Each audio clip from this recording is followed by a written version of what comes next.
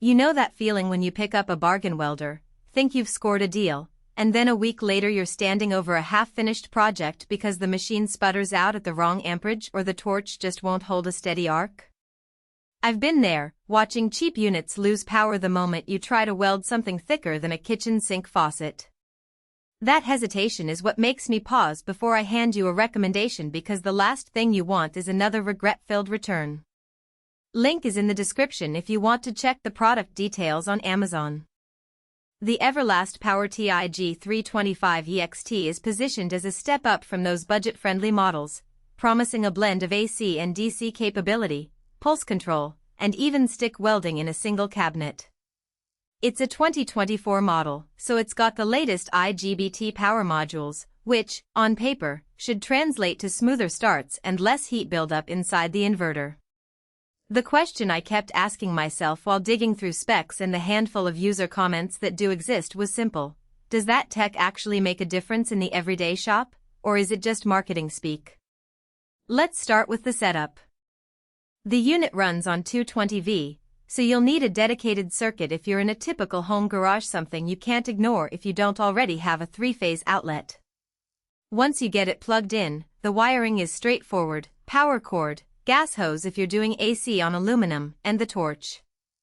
The machine's control panel is digital, with knobs for amperage and a small LCD that flashes the current mode. What I liked about the layout is that you can switch between 2T, 4T, or pedal operation without hunting for a hidden switch.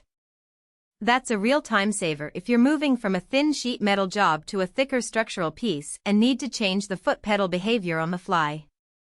Now, the practical strengths. First, the IGBT modules. In the field, that translates to a more stable arc when you're welding at low amperage. I tried a thin stainless steel panel at 5 amps, the minimum the machine supports, and the arc didn't flicker the way a cheap transformer welder would. That low-end capability is a blessing for hobbyists who like to dabble in jewelry or small-scale art projects where you can't afford to melt the material. Second, the pulse feature. Everlast lets you pulse up to 500 Hz on DC and 250 Hz on AC, and there's a 10 Hz advanced AC pulse mode designed to push deeper penetration on thicker metals. When I set up an inch mild steel plate and cranked the AC pulse to that 10 Hz setting, the weld pool actually sank a bit more, giving me a tighter route without having to boost the amperage. That's a tangible benefit if you're doing boat hull repairs or automotive frames where you need a solid bond but want to keep heat input low. The machine also doubles as a stick welder, which is a surprising convenience for a unit marketed primarily as a TIG. The arc force control, hot start time, and hot start intensity settings let you fine-tune the stick start, reducing the typical blowout you get on rusty steel. I used it on a rusted angle iron for a small structural repair, and the stick start was smooth enough that I didn't have to preheat the joint. For someone who wants a single box to cover both TIG and stick tasks, that versatility can replace buying two separate machines, shaving off both cost and floor space. There are, however, hidden trade-offs that matter once the excitement fades. The biggest one is weight. At over 70 pounds, the PowerTIG isn't exactly a portable unit you can sling over your shoulder and cart around a job site. If you're a contractor who needs to move between multiple sites in a day, you'll likely need a dolly or a dedicated workbench. Another consideration is the learning curve. The digital interface is clean, but the sheer number of adjustable parameters, pulse width, arc force, hot start intensity, can overwhelm a newcomer. The manual does a decent job, but you'll spend a few evenings tweaking settings before you land on a reliable recipe for a given material.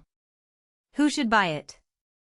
If you're a serious hobbyist or a small shop professional who already runs a 220V line, needs both TIG and stick capability, and plans to work with a range of thicknesses from delicate sheet metal to inch plate, the PowerTIG 325EXT feels like a smart investment.